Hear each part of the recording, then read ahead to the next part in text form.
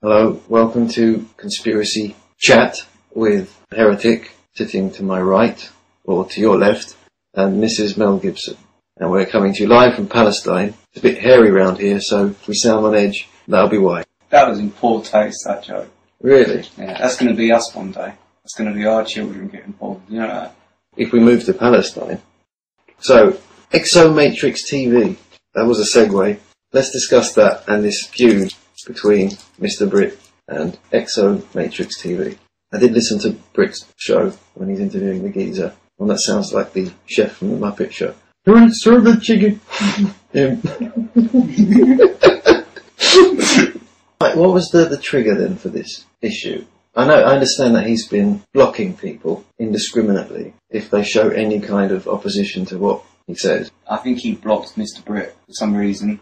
Mm-hmm. I think he used a picture from one of Keelan's videos as a background for his YouTube channel. Mm. What did you think of the interview then? I felt, I can't remember the guy's name, the Muppet Chef guy. We'll call him Muppet Muppet Chef. I think his name's John, isn't it? John Doe.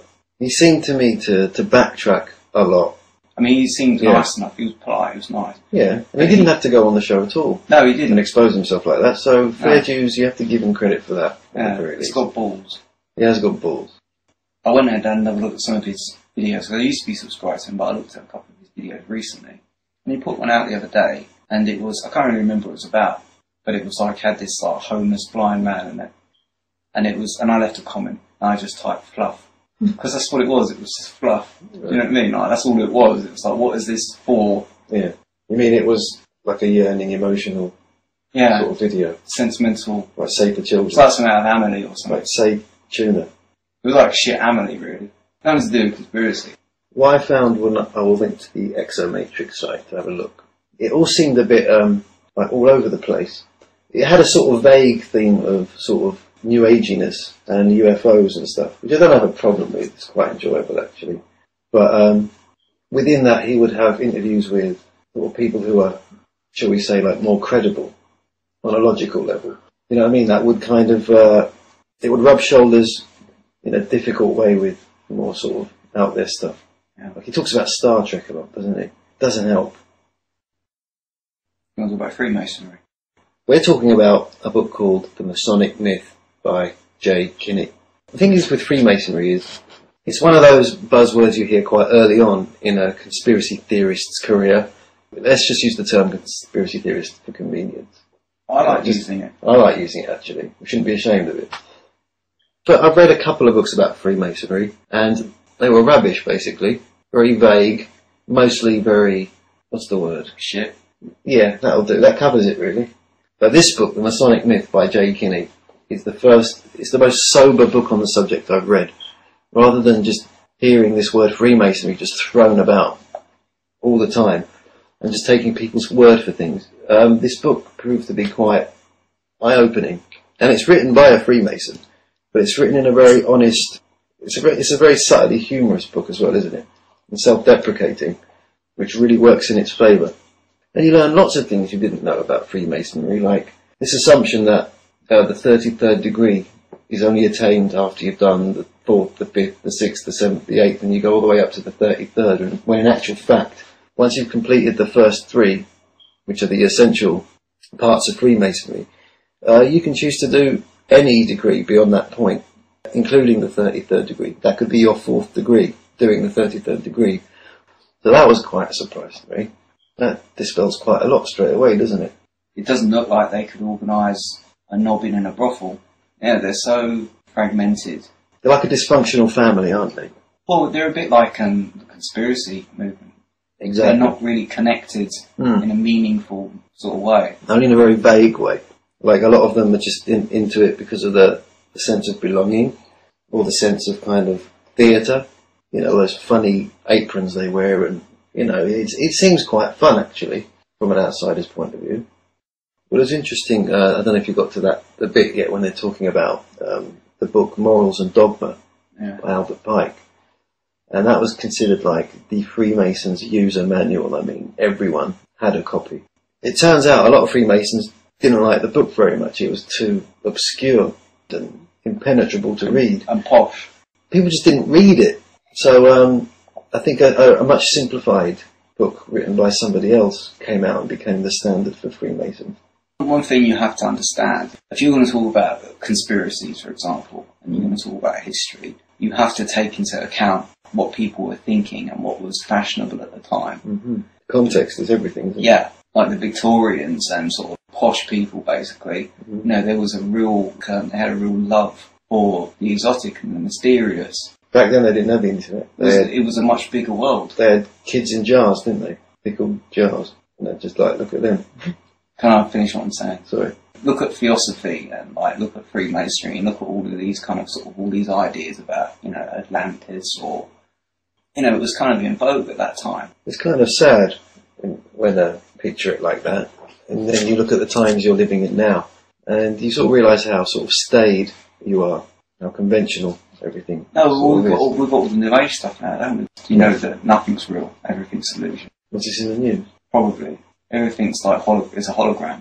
Show that. If I punch you in the face right now, yeah, you think it hurts, but it's just it's an illusion. A holographic punch. So when my tooth falls out of my face, it's just a holographic tooth. Okay, so Freemasonry ain't as bad as you think it is. It's a bit like the Boy Scouts, but with aprons. I'm not ruling out the fact that the Freemasons may have a part to play in some of this. You've got to have a job though to be a Freemason, haven't you? Yeah, and you're not allowed to be an atheist either. You must have some kind of faith. Yeah, well, good for them. Yeah.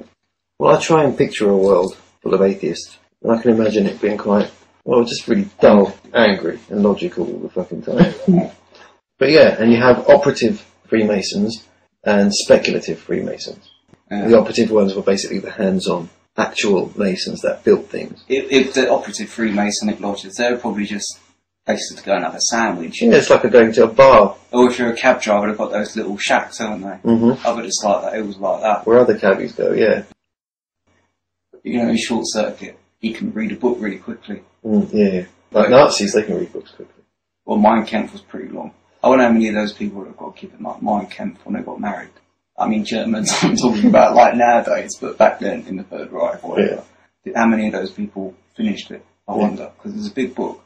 Yeah. It's a bit like War and Peace like that, isn't it? Yeah, but without the peace. Not without the peace. It's just called war. It's just called war. Blitzkrieg.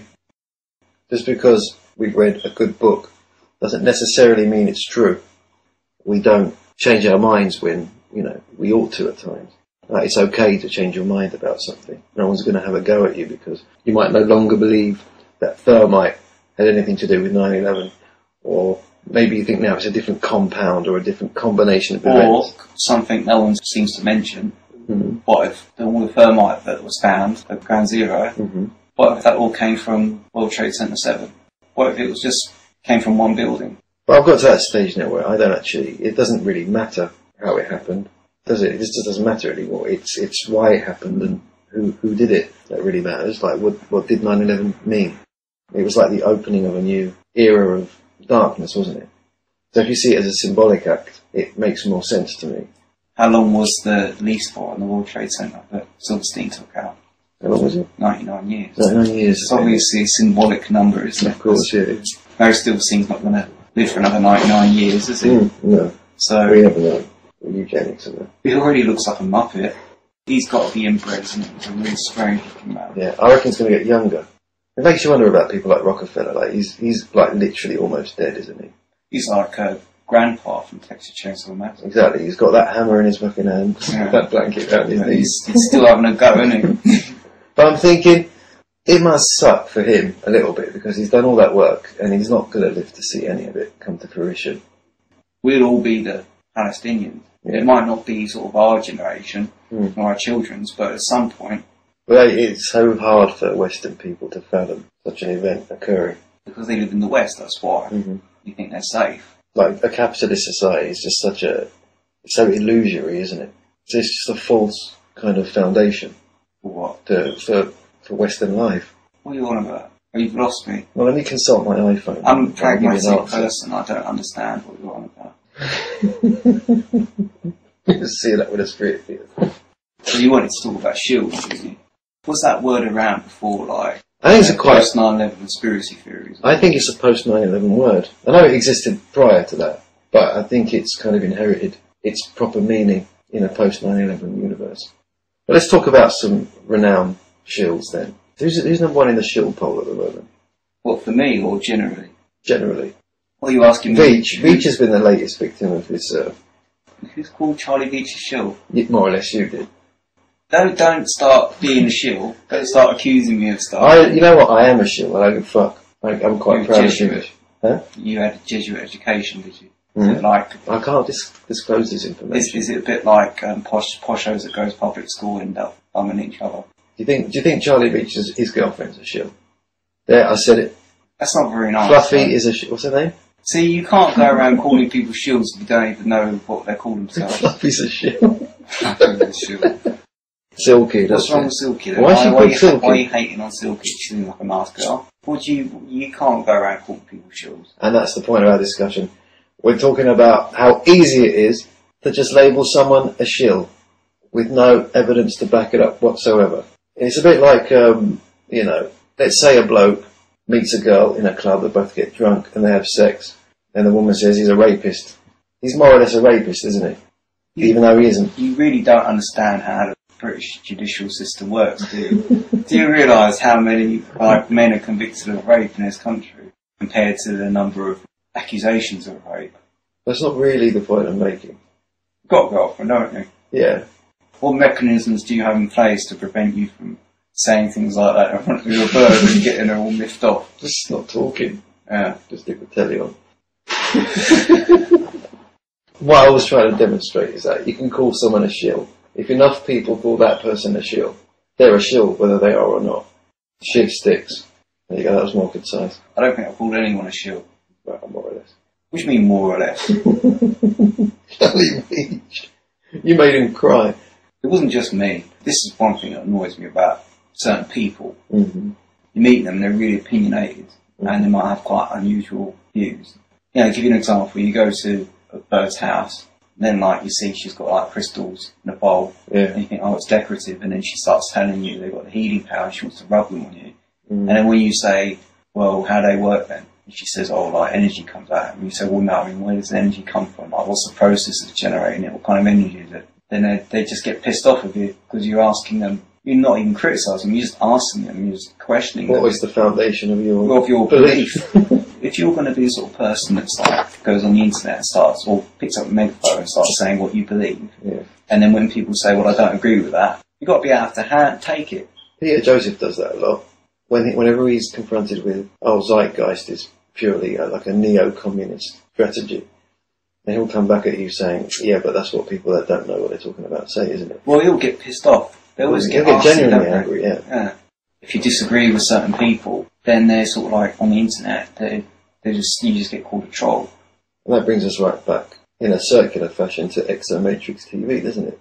It's you've got two kinds of trolls here. You've got trolls who just sort of who I assume they're just teenagers, and they just do it sort of indiscriminately. And then you get people who do it because, I can relate to this, they just cringe when they see people take themselves a bit too seriously. Yeah. Trolls are basically just school bully, basically, because if you're bullied, and bullying is horrible, but if you're like a nerd, got really embarrassing habits or something, or you smell, then you're going to be pulled up on it, and you're going to be told that have a wash, you smell of piss. Yeah, basically. Yeah.